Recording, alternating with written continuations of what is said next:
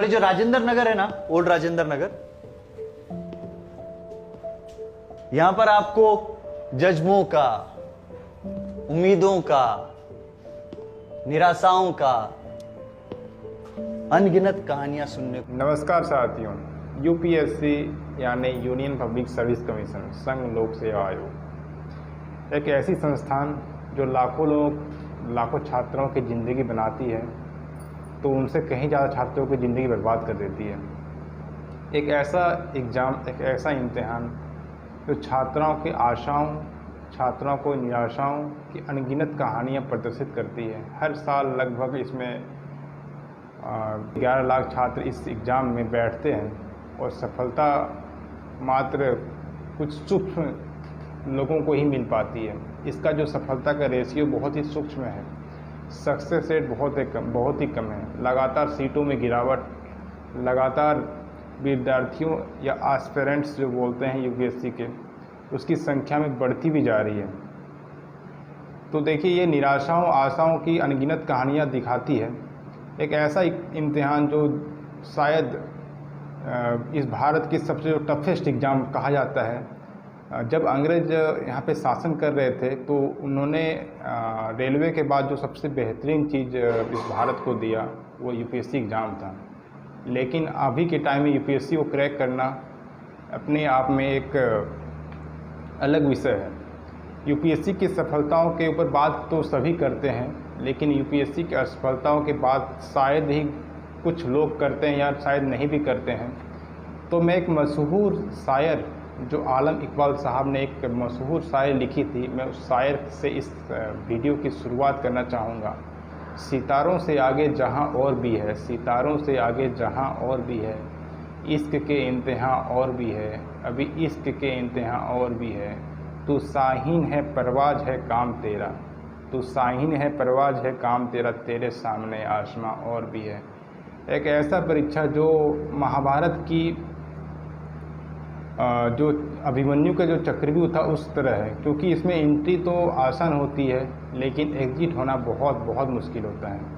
यह जवानी मुखर्जी नगर हो या ओल्ड राजेंद्र नगर, जो सबसे बड़ी कोचिंग इंस्टीट्यूट यहीं पे होती है यूपीएससी की, संघ लोक सेवा आयोग की, एक आशाओं का निराशाओं का एक ऐसा संस्थान है जहाँ पे अनगिनत कहानियाँ देखने को मिलती हैं। कुछ कहानियाँ यहीं पे शुरू होती हैं तो कुछ कहानियाँ यहीं पे दफन हो जाती हैं। कोई इतिहास रच देता है तो कोई किसी की ज़िंदगी को बर्बाद कर देती है। और भारत की जवानी, भारत की जो यूथ इसमें बर्बाद हुई जा रही है और हुई जा रही है। मैं कई कहानियाँ ऐसे लेकर के आज इस वीडियो के माध्यम से आया हूँ जो असफलता की गिनती, असफलता की श्रेणी में आती है। क्या एक परीक्षा किसी के लिए इतना इम्पोर्टेंट हो सकता है कि वो ज़िंदगी जब उसका किसी का लास्ट इम्तिहान जब बचता है और उसमें उसको सफलता नहीं मिल पाती, असफलता उसके हाथ लगती है, तो उसके साथ जो जन्म लेती है वो एक निराशा जन्म लेती है, एक डिप्रेशन जन्म लेती है। उसका समय का वास होता है, उसकी इज्जत का वास होता है, समाज में प्रतिष्ठा का उसका वास होता है, उसका कुछ नहीं बचता है।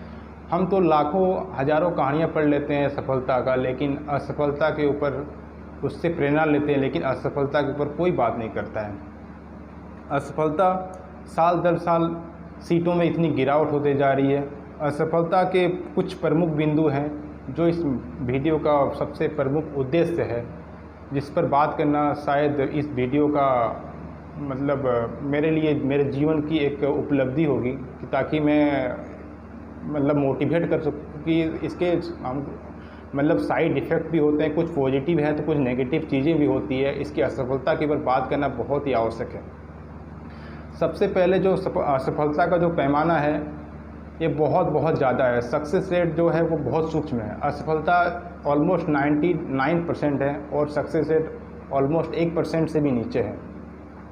असफलता का सबसे बड़ा कारण है जो वो लैक ऑफ मैनेजमेंट है। ठीक है, लैक ऑफ मैनेजमेंट यानी मुखर्जी नगर हो या ओल्ड राजेंद्र नगर, जो कि हब है यूपीएससी एस्पिरेंट्स का, तो वो क्या करते हैं, जो इंडिया का जो टफेस्ट एग्ज़ाम है उसके ऊपर कुछ डेमो क्लास देते हैं बच्चों को, ताकि बच्चों की और छात्रों की संख्या में मतलब भारी वृद्धि हो। जब डेमो क्लास दिखाते हैं तो वो बेहतरीन ढंग से उस क्लास को प्रदर्शित करते हैं, लेकिन जैसे जैसे समय बीतता है जो तथ्य को या फिर उस पढ़ाने का जो तरीके को, उस तरीके को वो रख नहीं पाते हैं, उस सिलसिला को बरकरार नहीं रख पाते हैं, और मतलब धीरे धीरे इसमें गिरावट आना शुरू हो जाती है।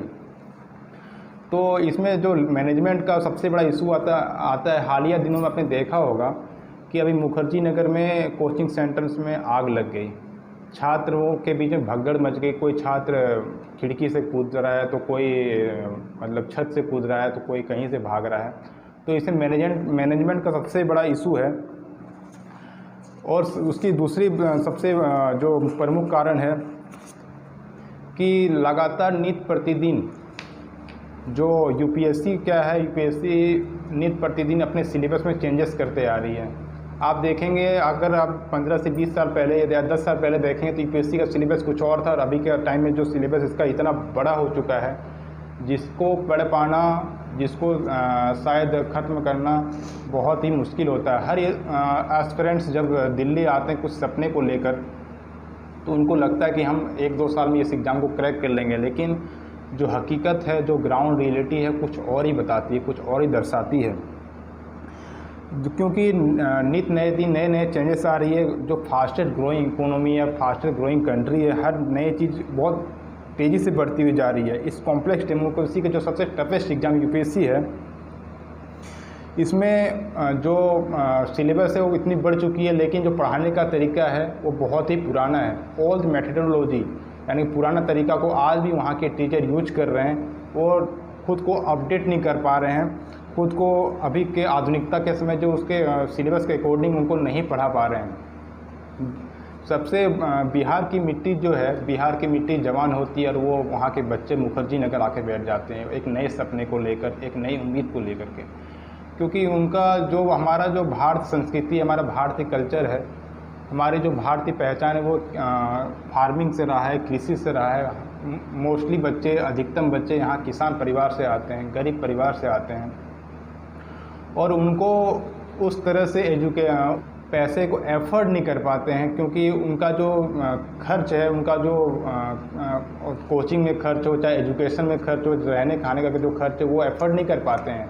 तो बिहार की मिट्टी मतलब ऑलमोस्ट हर स्टूडेंट चाहता है कि मैं एक भारतीय समाज का सबसे बड़ा इसमें क्या दोष है कि भारतीय समाज के, भारतीय माता पिता की एक एस्पेक्ट्स क्या होती है कि मेरे बच्चे डॉक्टर बने, इंजीनियर बने, या फिर आईएएस अधिकारी बने, यूपीएससी को क्रैक कर रहे हैं, लेकिन वो कुछ और कैरियर ऑप्शन की बात ही नहीं करते हैं। ये समाज की एक सबसे बड़ी अंधकार वाली क्षेत्र में आता है। सबसे बड़ा जो विकट परिस्थिति आती है, तो इसमें थोपा जाता है कि आप मतलब गवर्नमेंट सर्वेंट ही बने, क्योंकि गवर्नमेंट सर्वेंट बनना एक कामचोरी जैसा ही है। सेम यूपीएससी कोई इतनी बड़ी चीज़ नहीं है, क्योंकि यूपीएससी में भी आप बड़े जाकर अधिकारी बनेंगे, लेकिन डिसीजन मेकिंग वाला तो आपके ऊपर जो लीडर्स बैठे, नेता बैठे, वही डिसीजन आपको देंगे कि आपको करना क्या है। तो इसमें तीसरा जो प्रमुख कारण, very highly expensive of living, accommodations and education and fee structure. Mukherjee Nagar हो या और राजेंद्र नगर, जितने भी कोचिंग इंस्टीट्यूट हैं, जितने भी कोचिंग इंडस्ट्री हैं, वो ऑलमोस्ट बहुत ही ज़्यादा एक्सपेंसिव है। वो लगभग जो उनका क्लास को प्रोवाइड करते हैं या फिर जो सिलेबस को कंप्लीट करते हैं, 1 साल का जो खर्च होता है वो सिर्फ पढ़ाने का 1 से 1.5 लाख रुपए का होता है, सिर्फ पढ़ने का। रहने का, खाने का खर्च तो कुछ और, मतलब इसकी बात तो मतलब मैं ना ही करूँ तो वही बेहतर है। तो यहाँ की जो भी स्टूडेंट आते हैं पढ़ने के लिए, वो बिहार से, मोस्टली बिहार से, यूपी से और भी अदर स्टेट से आते हैं। तो उनकी जो पेशेंस, परसिवेरेंस, तो इस एग्ज़ाम को मतलब असफलता की श्रेणी में ज़्यादा आते हैं इस लोग।